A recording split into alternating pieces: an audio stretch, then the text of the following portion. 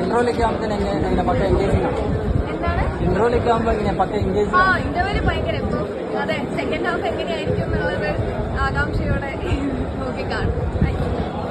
പഴയ ലാലേട്ടന്റെ ഇത് ഇത്രയും നല്ല, അതായത് ഈ സിനിമയെ കുറിച്ച് നമ്മൾ പറയുമ്പോഴേ ലാലേട്ടൻ ഇങ്ങനെ ഇളകി ചെയ്യുന്ന ഒരു കഥാപാത്രം ഇദ്ദേഹത്തിനെ പോലെ മലയാളത്തിൽ വേറെ ആരെ കൊണ്ട് പറ്റില്ല എന്നുള്ളതാണ്. കാരണം അഭിനയിക്കുക എന്നുള്ളത് ആ കഥാപാത്രം എന്താണോ പറയുന്നത് അതുപോലെ ഇളകി ചെയ്യുക എന്നുള്ള ഒരു നടനെ മലയാളത്തിൽ മറ്റൊരു നടനും ഇത്രയും കഴിവുണ്ടാകും എന്നുള്ളത് എനിക്ക് തോന്നുന്നില്ല. കാരണം ഈ പ്രായത്തിലും ഇങ്ങനെ ആ അഭിനയത്തിനോട് ഇത്രയും പാഷൻ ഉണ്ടായിട്ട് ഇങ്ങനെ അഭിനയിക്കുക എന്ന് പറഞ്ഞു കഴിഞ്ഞാൽ വേറൊരു നടനെ കൊണ്ട് പറ്റില്ല എന്ന് തന്നെ തെളിയിക്കുന്നുണ്ട് പടത്തിൽ. കാരണം ആ പടത്തിന്റെ നമുക്ക് കൂടുതൽ പറയാൻ പറ്റില്ല, സെക്കൻഡ് ഹാഫിലേക്ക് കിടക്കും. ഒരുപാട് പ്രതീക്ഷകളുണ്ട്, പക്ഷെ പടം നല്ല വിജയമായിരിക്കും. എന്തായാലും സൂപ്പർ ഹിറ്റ് സിനിമയാവാനുള്ള സാധ്യതയുണ്ട്.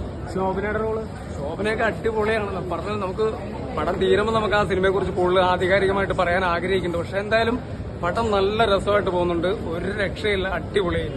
ഒരു മിനിറ്റ് പ്ലീസ്.